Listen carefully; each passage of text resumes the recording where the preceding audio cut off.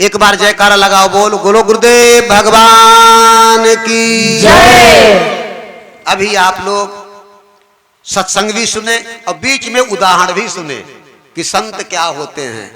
तब लिखा है आग लगी आकाश में, झरझर गिरत अंगार, और जो ना होते संत जन तो जरी जातो। संतों का काम क्या है? संतों का काम है हमारे आपके मन को घर दुकान खेती बाड़ी परिवार सब कुछ देखते हुए परमात्मा में जुड़ जाना, और संतों का काम कुछ नहीं। बस संत कहते हैं अगर सुखी रहना चाहते हो तो सब कुछ करते हुए तुम भगवान में। हम आप क्या करते हैं? ज्यादातर हमारा आपका जीवन कैसे गुजरता है? एक भैया थे तो वो मेहनत करने में बहुत आगे थे। गांव कमाते, देश कमाते, परदेश कमाते, पैसा बना के लाते। उनकी भावना बन गई, ये भी एक शौक होता है। और शौक बनने के बाद में उनकी शौक बनी मैं एक घर बनाऊंगा बहुत बढ़िया, और घर बनाने के बाद में उस मकान में सारे सुख के साधन रखूंगा। ये शौक होता कि नहीं होता? सारे सुख के साधन लगाऊंगा। अब यही किया उन्होंने ना, सब जगह मेहनत करके पैसा इकट्ठा किया और फिर एक घर बनाया।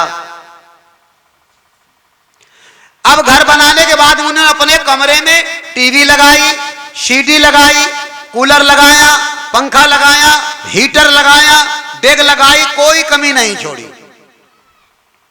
इतना घर सजा दिया कमरा। लेकिन ठंडक जब आए तो हीटर चले ही नहीं, गर्मी आए तो कूलर सीडी और एसी कुछ नहीं चले, ना डेग बजे और ना टीवी चले। सब गर्मी के दिन थे, मार पसीना में लथर पथर बाहर निकले और बड़बड़ाई रहे थे।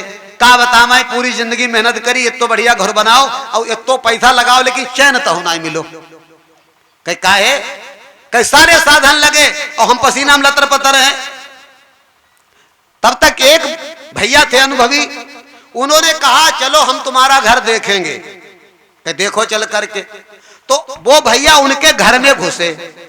बात समझ में आ रही कि नहीं? और पूरा घर देखा, टीवी भी है, सीडी भी है, डेग भी है, पंखा है, कूलर है, एसी है, बल्ब भी लगा है, और भाई अंधेरो।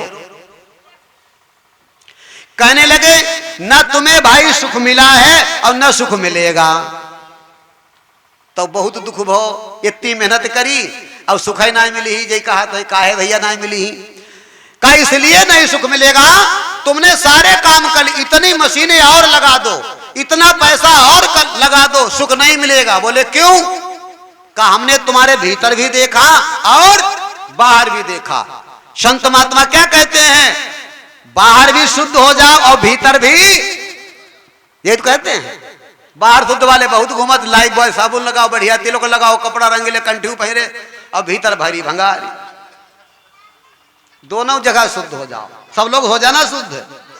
बाहर चाहे तुम गोबर कूड़ा कंडा खेती बाड़ी से गंदे भी रहो, भगवान तुम पे नाराज नहीं होगा। वो अंदर से शुद्ध हो जाओगे तो भगवान बहुत जल्दी खुश हो जाएगा। परमात्मा अंदर की गंदगी देखता, बाहर की नहीं। जैसे मां होती है, बाप होता है, बच्चा छोटा गोद में खेलने वाला, बाज धूल में, मिट्टी में, कीचड़ में, मलमूत्र में सन जाता है। बोलो माँ बाप नाराज होते हैं? उसे उठा के धुल करके गोदी में ले लेते हैं।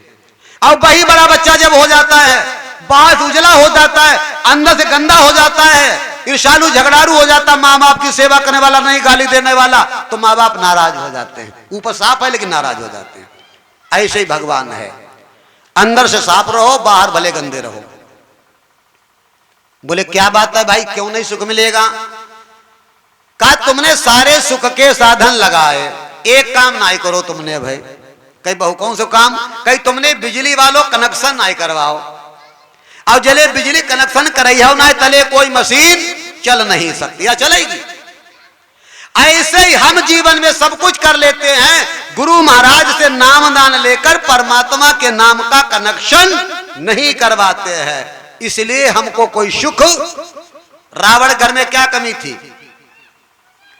1 लाख पूत 1.25 लाख नाती, हाँ, लंका सुकोट समुद्र सिखाई, कोई कमी नहीं थी, लेकिन भगवान के नाम का कनेक्शन नहीं था। और सबरी के घर में टूटी झोपड़ी, घास फूस की चटाई, खाने के लिए बेर, लेकिन भगवान के नाम का कनेक्शन था। आज महतुज बताओ कीमत झोपड़ी की है रावण के महल का, जिसमें भगवान का नाम का कनेक्शन है। ऐसे हम गरीब हो, अमीर हो, गोरे हो, काले हो, कैसे भी हो, लेकिन भगवान के नाम का कनेक्शन बनाना है। मां बहनों भाइयों, बनाओगे कि नहीं? कहा तुम कितो भौंको, हम वैसे ही रहे हैं, तुम चले जाइए कलिवाद पर आओ।